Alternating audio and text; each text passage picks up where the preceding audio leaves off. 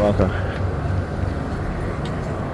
Welcome back to a video of the target individual program, target individual. So this is more passenger Wayne Albright. And he waited till he got out of the view of my phone to do a hand signal to me. Alright, so again,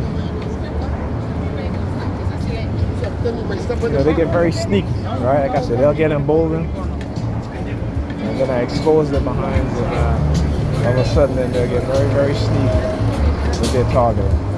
Hold up, Predator using a hand signal. Let me make sure I'm recording. Of course, New York Predator Department. It was across the street. I think it was on the bus. I guess they must have did a U-turn. That's the U-turn thing. It was the number 4074, vehicle number. Yeah. So they were across the street right here in the bus stop, and I guess they're always trying to show their they show force after using Pam to heavily target me in such a blatant way.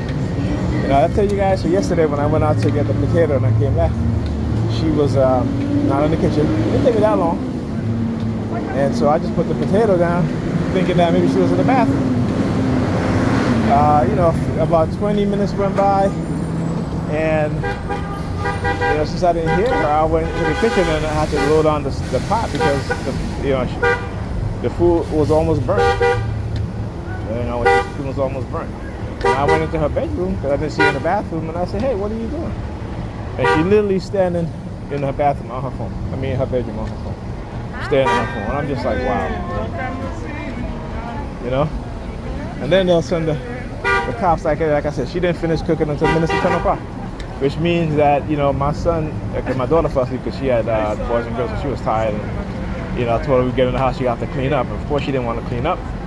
She went into the bathroom, came back, and went straight to bed.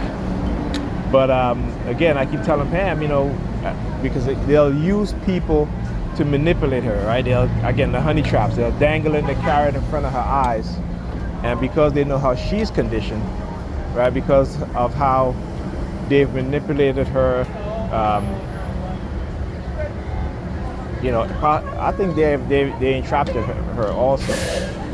I think they entrapped her, and they're controlling her. Again, like I said, as an adult, when I'm trying to tell you certain things, and like I said, you're not younger, right? But when these women don't want to listen, nothing you can do. Nothing you can do. Particularly when you're being honest. Unlike when I was younger and was going through this stuff, and people telling me, what they've been conditioned to tell me, right? And just to tell you this, just ignore a lot of stuff. And I know I'm not ignoring a lot of stuff. What are you talking about?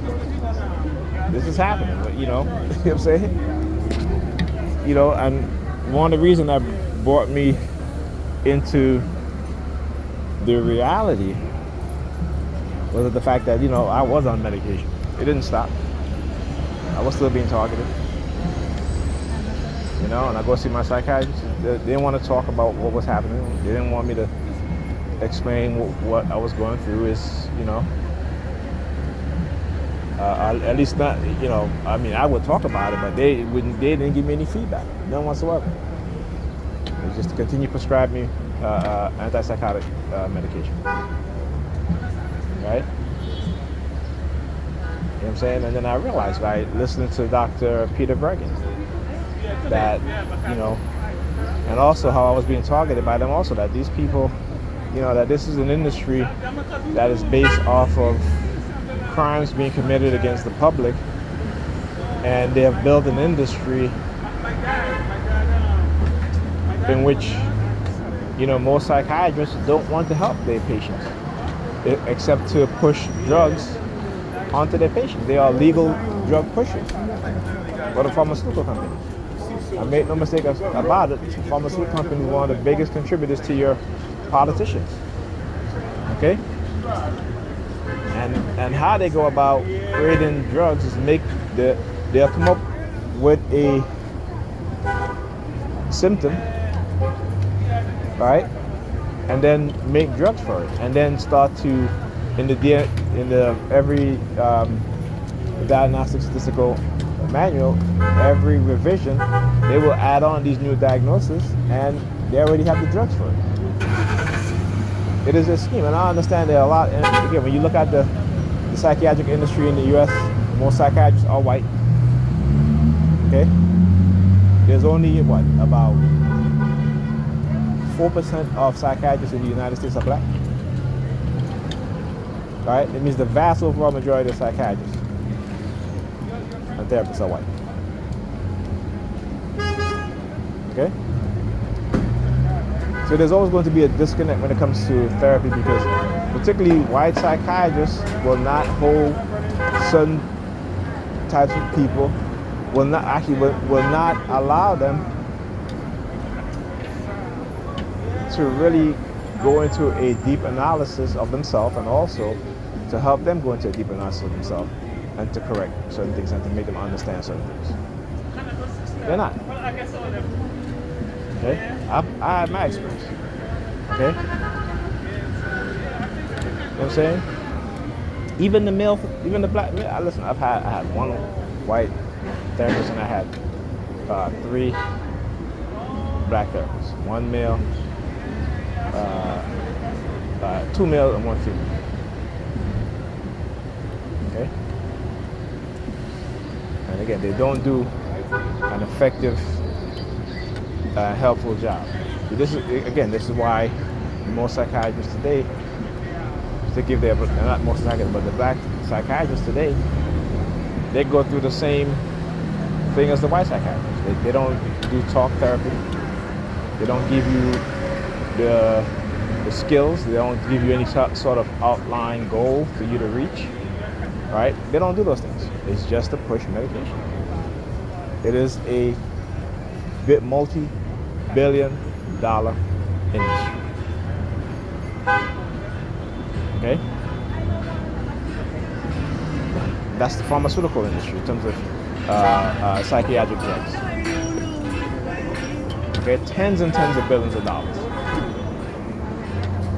And then when they start talking to our kids, what do? We just say, okay.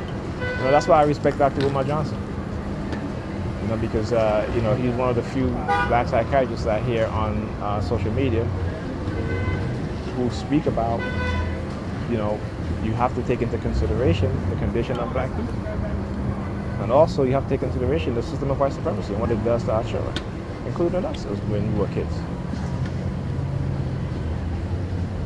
But the vast majority are not willing to do that because, again, it's their livelihood. And so some people are called for a greater purpose, not by your God, but by the conviction